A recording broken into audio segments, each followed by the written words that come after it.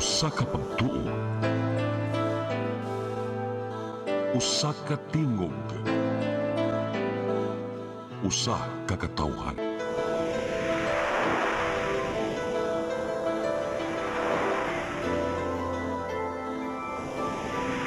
Cebu Catholic Television Network.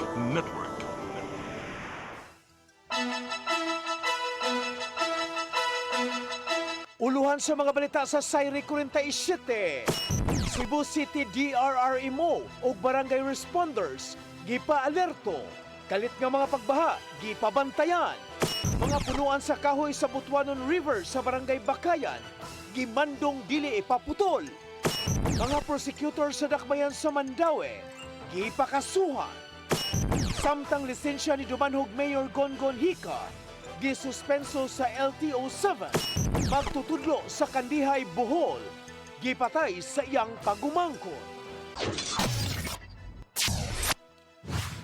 Sugbo, Kabisayan ug Mindanao, Pilipinas ug katawhan kutos maabot atong Sibya sa tibuok kalibutan maayong hapon. Live kita karon sa CCTN Channel 47 ug kini ang tulumanon sa nag-unang kasayuran nga angay natong masayran. Sa nga ni Attorney Danica Caballes Tikling, ako si Dennis Tabar ug kini ang Sayri 47.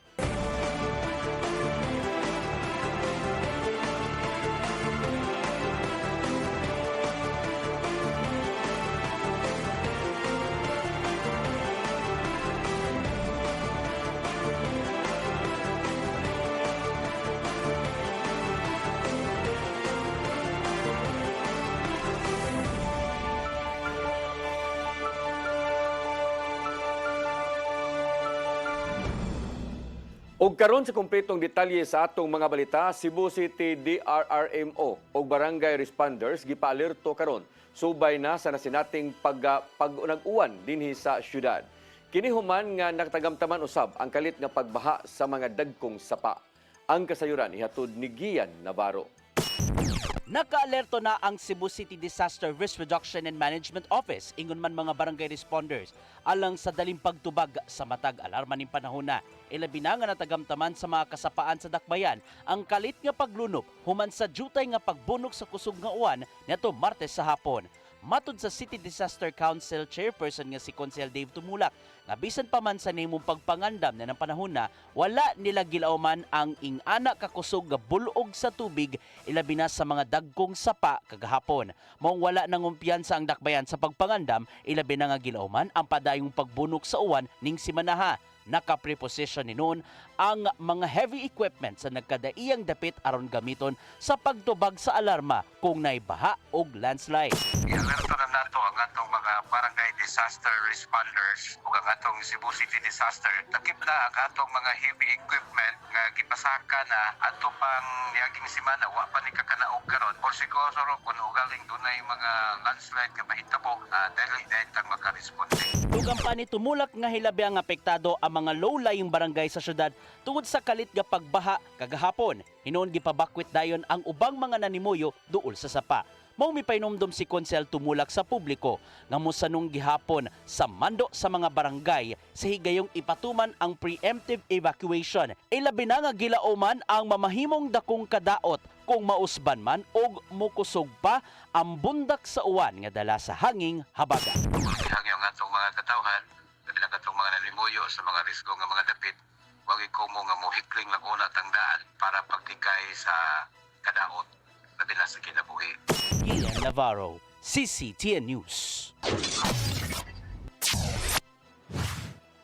Kampanya sa matinugyanan sa balaod batok sa pagmaniho nga nakainom og gigamit kini og drugas pakusgan pa ni Mayor Samsam Gulyas. Subay kini sa sagunso na nga mga aksidente sa kadalanan diha sa ilang dapit. Ang kasayuran ihatod ni Mary Rose Sagarino. Pakusgan pa sa lokal nga kagamhanan sa syudad sa Talisay ang kampanya sa mga tinugyanan sa balaod batok sa mga nagmaneho samtang nakainom og ilimnong makahubog og tigamitan og iligal nga drogas. Gitahasan ni Mayor Gerard Anthony Samsam Gulyas ang City Toda nga makigalayon sa Philippine National Police ug ubang law enforcement agencies sa anti-drunk and drug driving. Mipahinumdum ang mayor nga striktong gipatuman sa City Toda ang Republic Act No. 10586 o Anti-Drunk and Drug Driving Act of 2013. 2013. Sa ihap nila gikan Enero hangtod Hulyo 5 ning tuiga, moabot sa 15 ang natalang patay, human nakabangga ug nakasugat og ubang aksidente sa daan.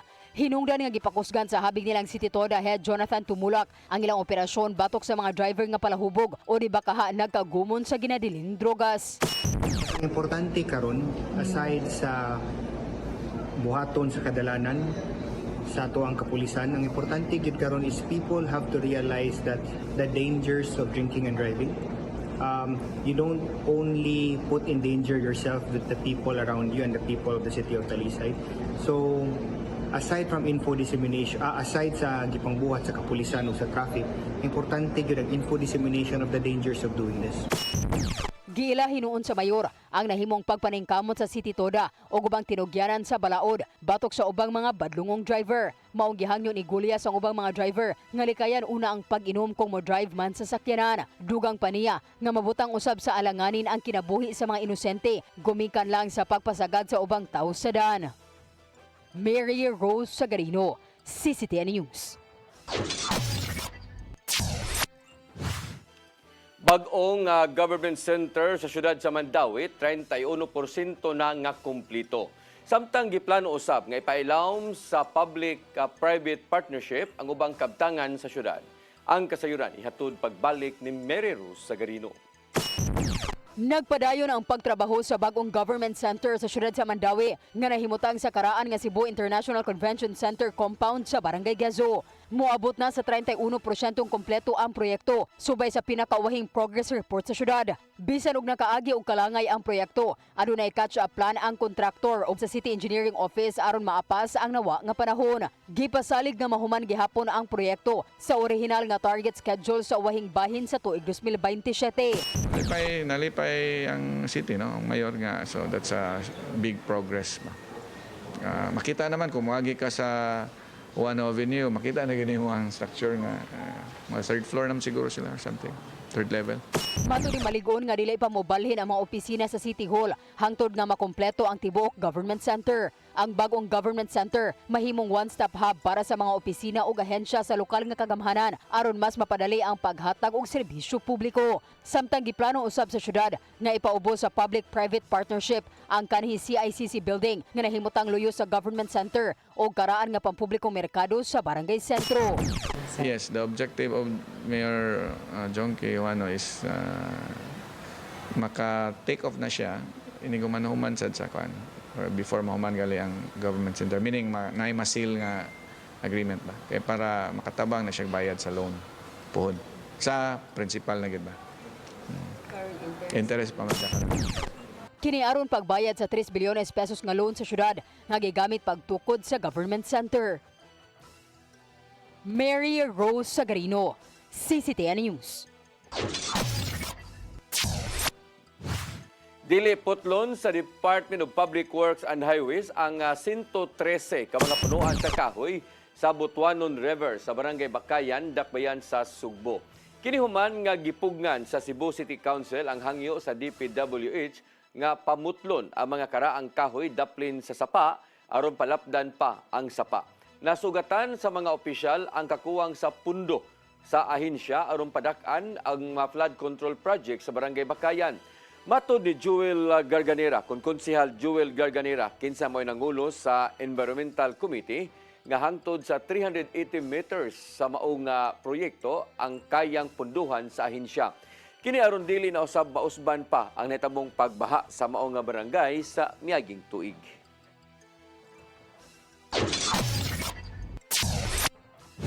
My statement is, in this bloodbath and bludgeoning, I will be blooded but unbowed.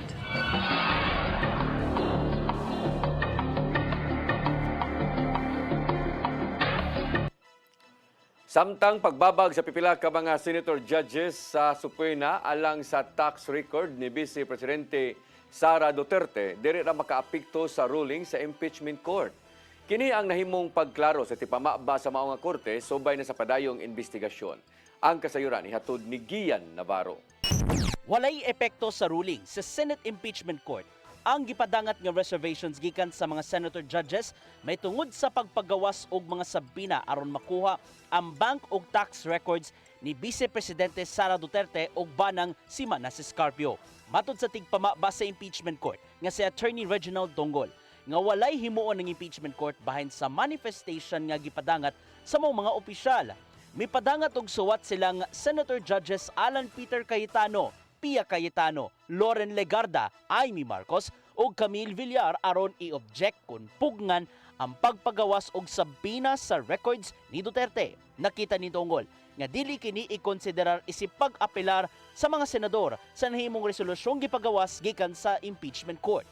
Giaprubahan ning simanaha sa impeachment court ang pagluwat og sabina sa maong tax records aron sutaon ang nahimong kabdangan sa magtiayong Duterte Carp. Sa laing bahin, padayon ang cross-examination sa mga senator judges ug defense panel ngadto sa saksi gikan sa prosecution nga si NBI Director Attorney Melvin Matibag ning ikasiyam nga adlaw sa trial. Gisukit-sukit nila ang nahimong hulga sa managsuong Vice Presidente Sara Duterte ug Davao City Mayor Baste Duterte ngadto kang Presidente Bongbong Marcos Jr. Si Matibag na ang katapusang witness aron pamatud-an ang pagpanghulga nilang Duterte isip usa sa mga impeachable offense. Midepensa ang habig sa defense panel nga si Attorney Mark Vinluan nga lakip sa freedom of speech sa konstitusyon ang mga pamahayag sa managsuon. Apan gitataw ni Matibag nga klarong pagpangbudhi sa pagsalig sa katawhan ang nahimong mga pamahayag nga nakaapekto kadugayan sa national security. Unang-una, tama naman po kayo, wala namang martial law ngayon at pwede naman pong magsalita. But the freedom of expression has limitation also. Kung ito po ay nagbabiolate na ng batas at nakakasama na sa ating bayan, ay hindi naman po ito kasama na sa freedom of expression. Gian Navarro, CCTN News.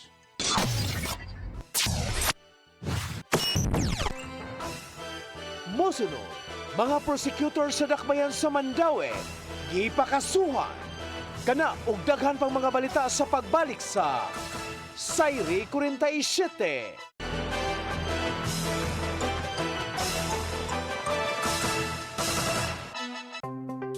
Discover the beauty of the Philippines.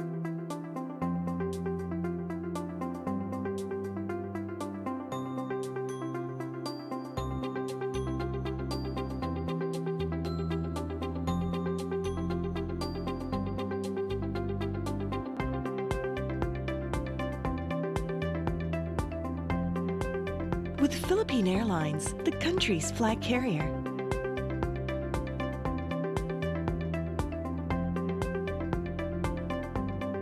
The airline that lets you feel the warmth of the nation.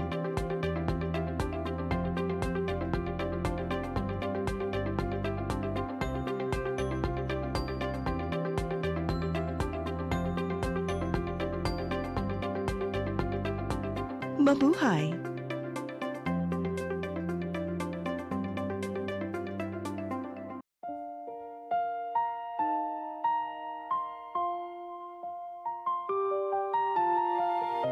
Gugma mo, paglaom ko. Usa ka misyon sa gugma ug paglaom alang sa ato ang mga igsoon. Nga halos nawad ana og pagtuo sa ilang kaugmaon. Daghan kanila ang nag-antos sa kalisod ug kasakit. Apan pinaagi sa gugma sa Ginoo, atong gipakita nga adunay mga tawo nga anda mutabang sa mupadayon ug paghatag ug paglaom. Ang tinuod nga gugma walay pili, bata man, tigulang, pobre man o adunahan. Bisan pa sa mga mananap nga nagkinahanglan o kaluoy o pag-atiman. Kutob sa atong mahimo, magtinabangay kita sa paghatag o kahayag sa ilahang kinabuhi. Busa, mga igsoon, hinahot nga ablihan nato ang atong kasing-kasing sa pagtabang sa uban. Ang inyong gamay nga tabang mahimo ng dako nga paglaom alang sa nanginhanglan. Kamo mahimong instrumento sa gugma o panalangin sa Ginoo. Kini ang programa nga Gugma Mo, Paglaom Ko. Daghang salamat ang inyong alagad si Miss J.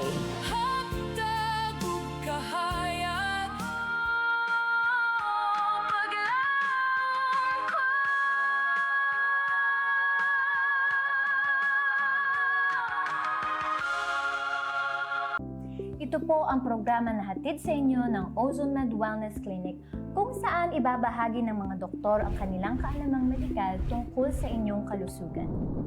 Minsan nami-misdiagnose, ovarian pala yun, pero ang presentation parang appendicitis. No? Sinasabing degenerative diseases, kadalasan iniisip ng mga tao nga kaliwat ninyo ka na arthritis, kaliwat nga na ay rheuma. Pero unsa ba gyud ka vague, unsa ba kalawak ang ibig sabihin nitong degenerative diseases, Dok? Yeah. So yung buong katawan, as we age, as we use it lagi, talagang dahan-dahan masisira yung mga cells, mga tissues, yung organs natin, dahan-dahan masisira yun siya. In our age today, it is very important that we have to really value yung aging process na to. Toxic na lang yung pinag-uusapan natin, but gaano ka-importante this time? Yung mga tao dapat sila educated about these changes ng global health. It is not the infectious disease that predominate. It is the non-communicable disease or chronic diseases. Sa New Start, we believe na ang pinakamalakas na patunay ng healing ay ang mga boses ng taong nakakaranas nito mismo. Tinignan ng OB, sabi niya, cervical cancer daw.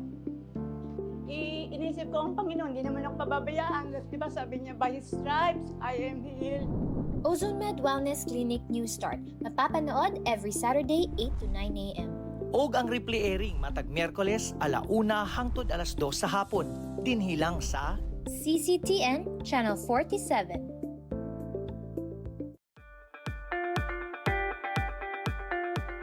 Congratulations! Nunito Tatay Dodong A. Lamchua, awarded as Cable TV Maverick, Father of Cable TV in the Philippines, given by Philippine Cable and Telecommunications Association Incorporated, PCTA, from Phil Products Group of Companies.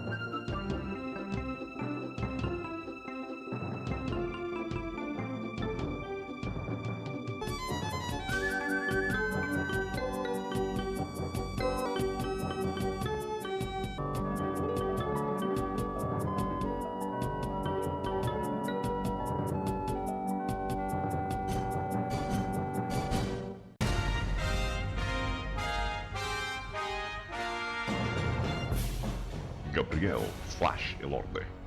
Natao sa Bongo, Cebu niadtong 1935.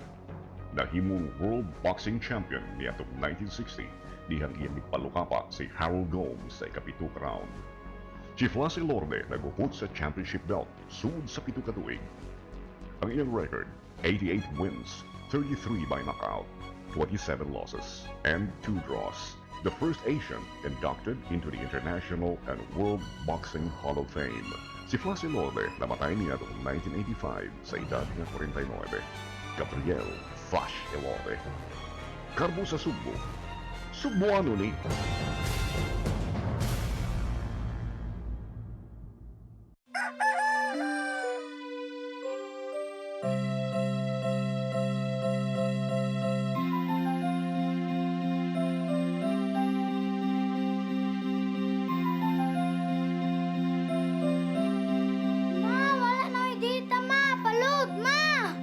Sorry ma'am, na-late ko. Nangita pa mong ko para internet sa kong anak, ma'am. Ay, wala na yung problema. Pag Sinisibu! Sinisibu, Sinisibu. For your internet connection And for the signal of your cable TV. so fast and straight, that transmission to your home. Sinisibu. Sinisibu, Sinisibu. Offers you to have fiber optics. For your viewing experience, perfect and clear so far. So great and affordable. affordable for you to enjoy. Cine Cebu. Cine Cebu Television Network Incorporated offers fiber to the home broadband internet bundled with fiber to the home cable TV connection. Cine Cebu Television Network Incorporated with its operation in Metro Cebu and the whole province of Cebu soon. And affordable for you to enjoy. Cine Cebu. Ang kinabuhi puno sa hagit. Sugpil na ka, Dri, ha? Ay, paginarte! Pagdita ka! Puno sa pangutana. Bata pa gani ka kayo? Nagpuyab-puyab na ka? Kinsa man ang mga masakitin ako din ay karoon ha, kinsa! Kung si buti mo'y pasabot, Daddy. Puno sa luha. Pagpili pa, ako nga imong anak o kanay imong mga babae. Kasuko. Yung nananado pa. Mabuhay ka ni Papa. Apan bisan mangit-ngit pa ang imong kalibutan, aduna pa'y nagpahiping kahayag. Aduna ka pa'y kasumbungan. Mga laman, hanap na. Dear Tatay, Tunog na unlod na. Nganong handungan. Waylaing paagi aron masabtan nato ang Biblia. Kinanglan nga doon natay relasyon kang Hesus. Hangtod sa layan natong panaguban, daghang salamat. Shalom. Tunog na unlod na.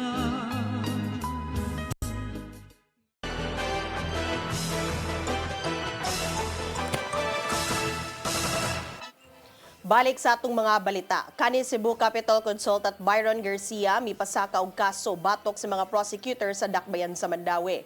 Gusto ni Byron nga gawas sa kaso, malangkatan og lisensya sa pagkaabogado ang maong mga individual. Ang kasiran nato ni RV Veloso. Mipasaka og kasong kriminal ug administratiba si kanhi Cebu Capital Consultant Byron Garcia batok sa tulo ka mga prosecutor sa Dakbayan sa Mandawi tungod kini sa pasangil ining pagdeny kaniya sa pag-agi sa insaktong proseso subay sa gipasakang mga kaso ug nahitabong pag-aresto kaniya. Matod ni Garcia, wala siya luwati og sabpina ug nahibaw na lamang siya sa dihang giserve na ang warrant of arrest batok kaniya. Iyang gidugang nga wala sab siya hatagi og kay gayunan nga maka-review sa mga kaso nga gipasaka batok kaniya, lakip ang pagduso og motion for reconsideration. Dadi lisod kayo kay ang kanila bang accused mo igsuon ni sa former gobernador unya kaning Mikiha umagad ni sa present gobernador mo tani palag ko ako ginan oy piskal gusto ilabot na ano man sa pasabotin mo na. Meaning, ay mong pasabot, ang ex-gobernador di nakahatag ninyo og stipend, allowance. Kunya kaning present mo itighatag niyo allowance, ipaklaro da, gisiko man ko, sa akong abogado, ay nalang lalisa. Sa nasayran, nag-atubang og reklamo si Garcia tungod sa giingong kalapasan sa Safe Spaces Act nga gipasaka ni Capital Health Consultant Elise Catalan, anak ni Cebu Governor Pamela Baricuatro. Lakip na niini ang cyber libel complaint nga giduso sa bana niini nga si Dr. Janos Vizcaino Jr. Subay sa complaint affidavit nga iyang giduso sa Office of the Ombudsman, giakusahan ni Garcia ang mga prosecutors sa paglapas sa Anti-Graft and Corrupt Practices Act. Lakip sa gidusong kaso ang grave misconduct, gross neglect of duty, abuse of authority, gross incompetence, gross negligence, conduct unbecoming of a public official, o conduct prejudicial to the best interest of service. RV Veloso, CCTN News. LTO-7 mi klaro nga adunay nahimong kalapasan sa balaod si Dumanhog Mayor Gungon Gika. Kinitungod sa pag-counterflow ug pagmaneho sa motorsiklo nga walay plaka. Ang kasayran niyaton pagbalik ni RV Veloso. Gisuspenso sa Land Transportation Office kon LTO-7 ang driver's license ni Dumanhog Mayor Gungun Gika sulod sa 90 ka adlaw subay sa pagpadayon sa investigasyon sa buhatan. Subay kini sa giluwatan nga show cause order nga gilagdaan ni Attorney Wendell Dinglasan pangu sa LTO-7. Base sa pasiunang pagsusi sa buhatan sa viral video diha sa social media, nakaengkwentro si Gika sa usa ka Toyota Hi-Ace van human kini mi-counterflow diha sa U-turn slot sa National Highway sa Barangay Pakigni, lungsod sa Minglanilla. Lakip sa nabantayan sa buhatan ang giingong walay plaka ang gimanehong motor sa mayor. Subay niini, kasong may kalapasan sa reckless driving ubos sa Section 48, walay plaka ubos sa Section 18, hinungdan nga wala sab kini pagtugot nga mumaneho sa motorsiklo ubos sa paglapas sa Section 27 sa Republic Act No. 4136. Gawas ni ini, gimanduan sab si Hika nga moatubang sa buhatan sa LTO 7 og pormal nga moduso sa iyang tubag labot sa maong hitabo. Una nang namahayag ang mayor nga nadawat na niya ang maong mando ug misaad kini nga motuman sa lagda og proseso nga angayan niyang agian tungod sa salaod. Una na sab kining niangkon sa maong panghitabo ug misaad kining moabaga kini sa tanang gastuhanan sa pagpapaayo sa nalambigit nga sakyanan. RV Veloso, CCTN News. Uplift program sa gobyerno laumang mapaymuslan sa dili mo menos 300,000 ka mga panimalay sa Central Visayas. Apil usab sa maong matang sa hinabang ang mga trabahante nga ubos ang sweldo. Ang kasiran hato ni Gian Navarro. Laumang mapaymuslan sa di mo menos sa 300,000 ka mga household sa Central Visayas ang ayuda gikan sa gobyerno ubos sa Unified Package for Livelihood, Industry, Food and Transportation kun Uplift program. Gilangkuban kini sa tulo ka mga grupo nga makapaymos sa mong hinabang nga mao ang mga 4Ps ug walang gutom beneficiaries, mga kabus ug near poor families ug mga trabahanteng ubos ang iyang kita. Gisugdan sa DSWD7 ning simanaha ang pag-apod sa tag 2,000 pesos nga hinabang ngadto sa 4Ps ug walang gutom beneficiaries, apil na ang mga kabus nga pamilya sa Sugbo ug Bohol. Kapin 1,000 na ka mga beneficiaries ang nakakuha na sa maong ayuda ubos sa uplift ato sa pagsugod niadtong Lunes. Gitataw ni DSWD7 Director Shalene Marie Lucero nga gisunod nila ang mga datos gikan sa Community-Based Monitoring System kun CBMS 2024. Gisiguro nilang hapsay ang pagpang-apod gikan sa masayong proseso sa distribution hangtod na sa pagpasulod ngadto sa cash cards o digital wallets. Some of the indicators in the listahanan are in the CBMS. Mauna ang thorough kay ni CBMS, and the good thing about CBMS, saturation, pasabot, matag balay suyuron, matag household dapat na rehistro. Ibunyag usab sa Social Security System kun SSS nga makadawat o ginabang ang mga trabahanteng adunay kinitaan nga 20,000 pesos below kada buwan. Mahimo kining makuha pinaagi sa SSS ilabi na sa iyang disbursement account. So ang SSS ang gihimo para walay duplication is itanaw ang address. Kay if ang address sa duha ka member pareha siya, so ang assumption is same siya sa isang household. So usa na dapat ang maka-receive sa ila. Mao himugatan sa mga hingtungdang buhatan sa gobyerno nga kinahanglang malambigit ang publiko sa gihimong data gathering ilabi na sa Philippine Statistics Authority. Nasayrang diha ang nahimong sumbanan sa igong gidaghanon sa mga beneficiaries sa Uplift program kung diin kontrolado ang pag-apod ni ini.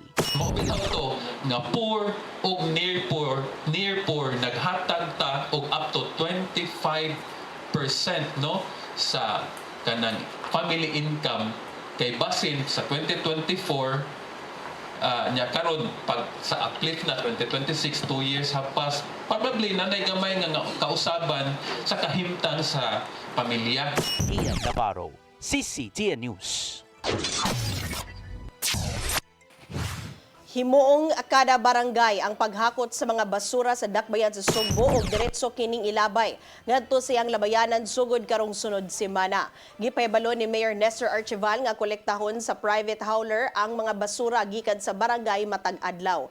Sumapa ni Archival nga pinaagi niini kalikayan na ang paggamit sa South Road Properties isip transfer station sa mga basura. Gitataw usab sa mayor nga temporaryo lang kini samtang nangita og laing pribadong labayanan aron ilabay ang mga basura gikan sa kabalayan. Nasabutan kini sa mga kadagkuan sa barangay atol sa ilang meeting sa Cebu City ABC Building niadtong Martes sa hapon.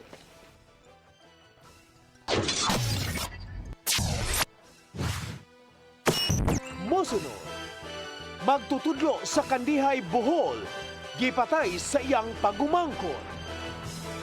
Kana ug daghan pang mga balita sa pagbalik sa Sayri 47.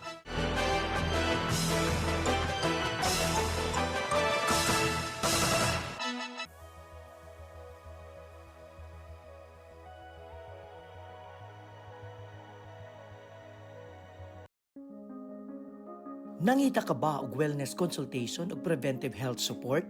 Ozone po will help, no? So pinapapasok niya kasi po ang oxygen sa cells. So there will be improvement po ng cellular function and reduction. When your blood are full of oxygen, well saturated with oxygen molecule, there are best outcome. At imano nato ang atong kahimsog pinaagi sa husto nga konsultasyon sa lisensyadong doktor. Some people, they are well versed with nutrition, but for others, they have very little idea of what the basics of nutrition are. Kaya with ozone therapy, makakatulong ito para mag-shrink yung mga tumors natin. Para sa professional consultation o general wellness services, bisitaha ang Ozone Med Wellness Clinic branches sa Davao, Bacolod ug Cebu.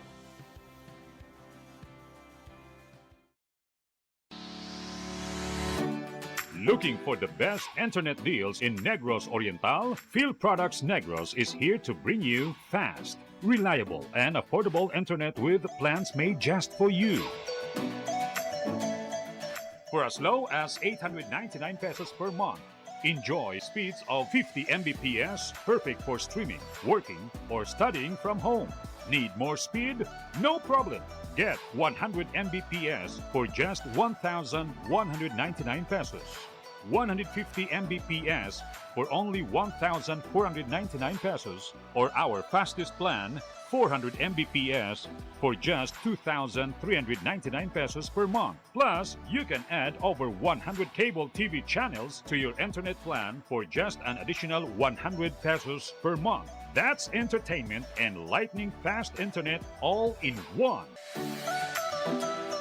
Enjoy no installation fees and start today with a 1,000 peso customer deposit. Call us now or visit our website to sign up with the Field Products Negros. You get internet that's affordable, reliable, and local. Field Products Negros, bringing you closer, faster. Call us at 0917-631-5240 or visit our website www.fieldproductsnegros.net or our Facebook page, Field Products Dumaguete. Subscribe now.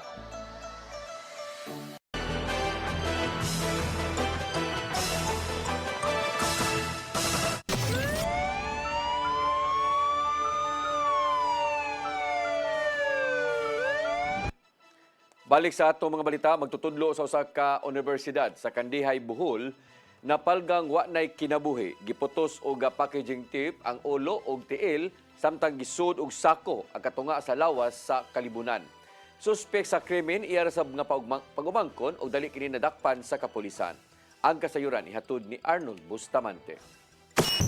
Nakugang na lang ang mga marupyo sa Purok 3, Barangay Canulin, lungsod sa Kandihay, probinsya sa Bohol. Man mapalga na patayng lawas sa usa ka maestro sa Bohol Island State University Kugtong Campus alas 9:30 sa buntag. Kagahapon, ang biktima gilang nga si Dexter Hinayon, 33 anyos, nga pipila ka metros lang ang gilayon. Sa balay nini sa dapit di napalga na patayng lawas niini. Ang responsable mo sa bangihang pagumangkon nga si Jesse Riquis, 18 anyos, taga Purok 1, Barangay Canulin, Kandihay, uga first year college sa Bohol Island State University sa kursong Bachelor of Science in Marine Biology. Sa investigasyon sa Kandihay Municipal Police Station, nga unang gagipangita ang biktima alas 9 sa Lunes sa gabi ug gireport sa police station. Karaposan siya nga nakitaan sa aga mga kabanay alas 9 sa gabi na ng Domingo. Usukan niya adto wala na kini muuli sa lampanimay. Misabot ang pagduda sa pamilya sa biktima kay ang cellphone, pitaka ug motor niini naara sa balay nga tungod ani gitabangan na nila kining pagpangita. Pagka alas 9:30 kagahapon sa buntag, ang uyuan sa biktima ang una nakakita nga dunay patayng lawas nga gisulod sa sako sa kakahuyan nga duol lang sa balay niini. Dali sila nga nanawag og pulis aron masusi kung mao na ba kini ang ilang gipangita nga maestro nga namising. Dako na lang ang ilang kakurat nga sa pagkuha sa sako, misuga sa napranaw nga ang gisulod nga sako mao ang namising nga maestro nga si Dexter Hinayon. Mihimo dayon og investigasyon ang Kandihay Municipal Police Station ug atol sa gihimong follow-up operation ang igsuon sa biktima nga si Eunice Nayon mipakita sa mga investigador sa chat messages sa cellphone sa biktima. Nakita nila ang mensahe sa suspect nga si Rikis nga nagpamatuod nga sila ang nag-uban nini niya ng gabi nga namising ang biktima. Mato ni Police Lieutenant Trevi Dina Basalan, ang hepe sa Kandihay Municipal Police Station, nga gidala sa suspect ang biktima sa bungtod nga dunay hawan, nga gibanabana nga dunay 300 ngadto sa 500 metros gikan sa balay sa biktima aron manghuwam og 2,000 pesos kay ipalit sa iyang PE uniform. Apan gibalibaran ni sa biktima saglit 1,000 lang ang kwarta niini. Din hinamatod pa na suko ang suspect ug gituok niya gamit ang bukton hangtod nga naman ang kining panimuot. Itong si suspect kasi is wala na siyang ibang malapitan aside sa taong yun, which is parang tito niya kasi magkapatid yung lola ni suspect tapos yung father ng victim. Dugang ni Basalan nga wala pa matagbaw ang suspitsado. Gibunal-bunalan pa rini ang ulo sa biktima gamit ang gahi nga butang. Human ni mapatay ang biktima, giangkon matod pa rini nga gilamburan niya kining packaging tape ang ulo hangtod na sa liog nini ug ang duha ka tiil dayong sulod sa sako ug gilabay sa kakahuyan o sa bungtod. Sa pangutana kung nalambigit ba sa paggamit sa legal nga drugas ang suspitsado, gitug-an ni Basalan nga doon impormasyon nga daghan og bisyo ang suspect sama sa inom ug sugal. Apan sa gimong background check sa kapulisan, ang pamahayag sa mga nakaila sa suspect ug kabanay niini mibutyag nga buutan kini gani aktibo ni sa mga buluhaton silang simbahan. Background check kami tapos in-interview namin yung mga relatives tapos sa ibang mga kasama niya. Itong si suspect is wala naman daw bisyo na nakikita tapos actually very active pa nga daw po yan sa simbahan nila doon sa barangay nila sa Canolin. Gingong pakuhaan nila og extrajudicial confession na suspitsado ug ginakdang pasakaan kining kasong murder kung nila na nga makompleto ang mga ebidensya ug dokumento ngadto sa korte. Arnold Bustamante, CCTV News. Nagkadaiyang aksidente sa kadalanan sa syudad sa Mandaue sa buwan sa Hulyo, nasakpan sa CCTV camera. Ang kasayuran hatod ni Mary Rose Sagarino.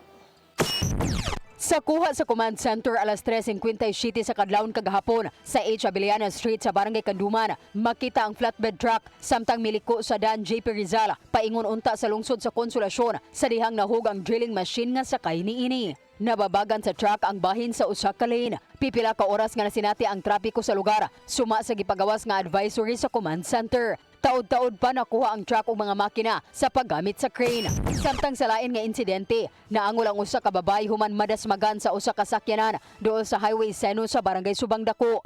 Naglakaw siya kilid sa dan sa dihang naigo sa sakyanan nga paparking unta sa usa ka establishmento. Migawas hinuon ang driver sa iyang sakyanan o gitabangan ang babay.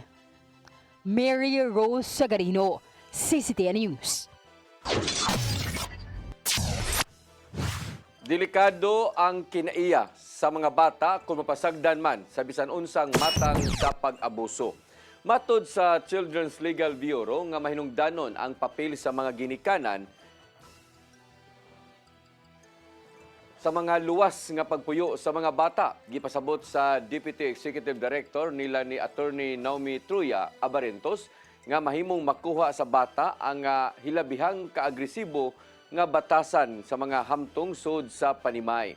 Mao nga hingusgan sa CLB ang saktong matang sa parenting ngadto sa mga bata aron na mamaayo usab ang pagtubo nila. Dugang pa ni Abarentos nga mahimong mag-uhon ang kinaiya sa mga bata gikan sa dili maayong pamuyo pinagi sa saktong pag-amuma ug paglambigit sa mga ginikanan.